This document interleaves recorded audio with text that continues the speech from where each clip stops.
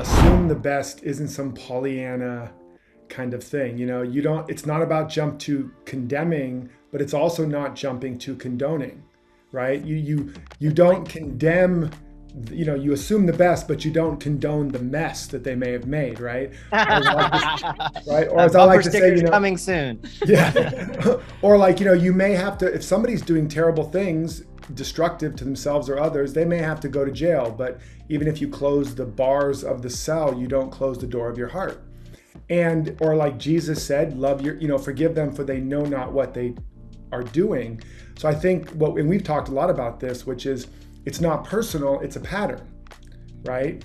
Like the story of the fish that's acting crazy in a school of fish, and they finally all just give up on this guy and swim away.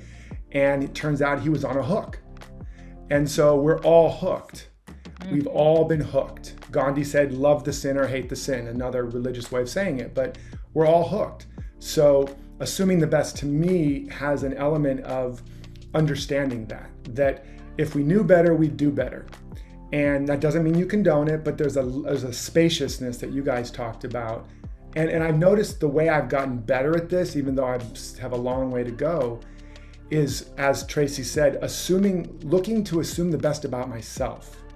And as I've met those parts of me that I didn't like or even hated or didn't want to show or had guilt or shame or fear or judgment, again, brought out in relationship or in community, as I've met those parts and understood them and been like, oh, little D, no wonder.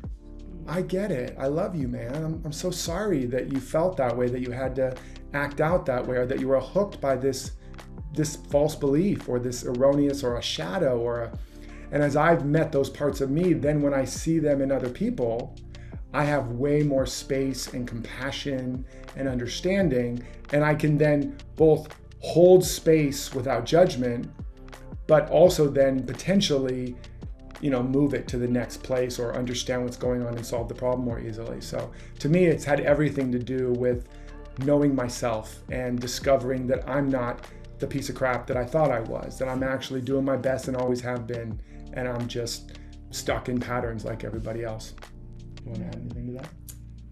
Besides agreeing with me about the thing? Well, I do. Actually, you took what I was going to say, but I'll express Assume the best. Assume the best. I didn't take it personally. I didn't take it on purpose. To me, at the core of it, the space or emotion of feeling a victim to other people is, if we uncover it, it's the places I'm judging myself. And as Derek was saying, as I forgive or love those parts of myself, then I won't feel the need, I won't project it on someone or attack them, or in the end, I'll feel like the victim. If I'm not assuming the best, actually, I'm not at peace within myself.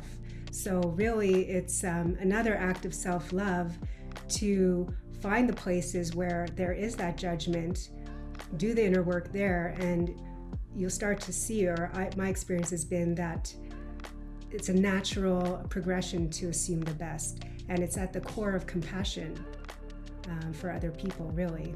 So I found you to be a master. I've found you to be a unique. I'd never experienced it in my life before you. I was in my previous relationship. I experienced her always assuming the worst, and I probably did too. And it just kept the defensive cycle going, and hurting each other going. And with you, your ability to specifically, in many cases where I was acting out in some pretty bad ways, because you were able to assume the best and hold space for me, so many times I would just go, oh, I'm such a jerk. I can't believe it. I would see myself and the armor would drop. And that's been one of the most powerful healing principles in our relationship, is how often you've been able to assume the best with me. And then embody that and give that back to me. Yeah. Exactly. It's taught me to do the same.